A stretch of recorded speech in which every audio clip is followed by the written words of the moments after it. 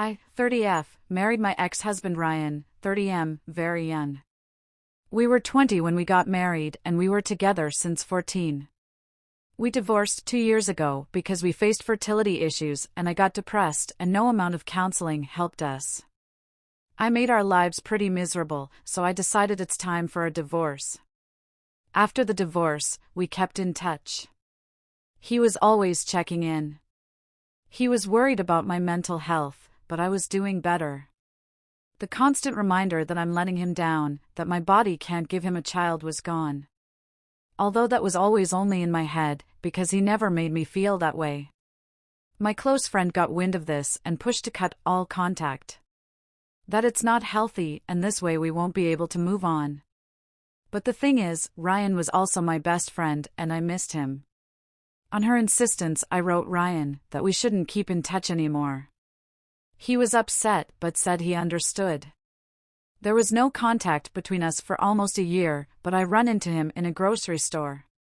When he spotted me, a huge smile lit up his face and he rushed to me and gave me the biggest bear hug. It felt really great.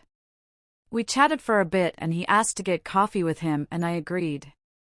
Ryan asked me how I'm doing, that he was worried about me this whole time but he respected that I don't want to speak to him so he didn't reach out.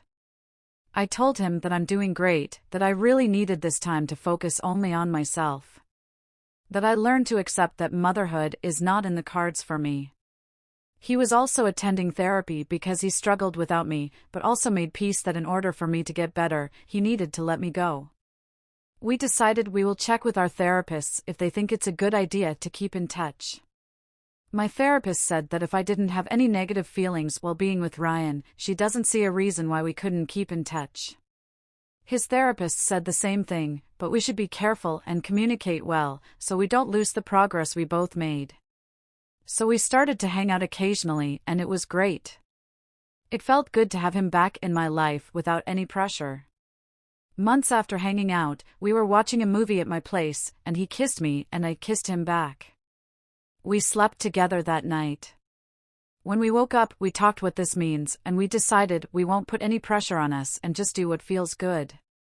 So we kept meeting, we talked a lot about everything, our expectations in life, we also talked about reconciliation, but mostly we had fun and enjoyed each other. One of our mutual friends saw us holding hands in town and he told our whole friend group.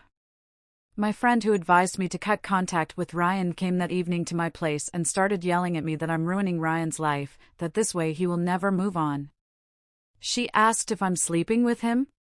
When I replied yes, she told me to leave him alone and stop being a selfish bee. I tried to reason with her, but she just told me to shut up and left. I called Ryan right after she left and told him what happened and asked him if he wanted to move on. He said that absolutely not. That we are not hurting anyone, there are no ex-partners, no children involved, and we both made a huge progress, and if we want to be together, it's nobody's business. So now I'm not sure if I'm doing something wrong?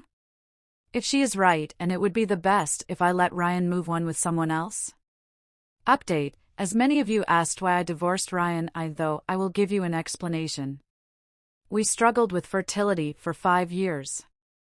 After 2 rounds of failed IVF, we checked our options to adopt.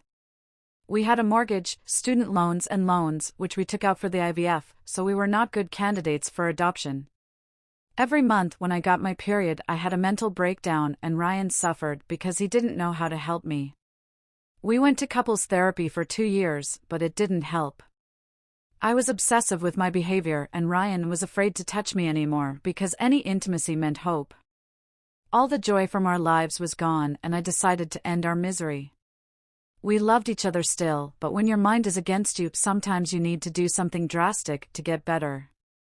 Now we are both happy again and enjoying life without any pressure. And as we both concentrated on our careers in the last 2 years, we are also financially much better, so maybe one day, we will have a chance to adopt, but if not I will be happy anyway with only Ryan by my side. As for my friend, I sent her a message that I'm willing to give her a chance to explain herself, but if she is not interested I will be cutting her out of my life. So far she didn't reply.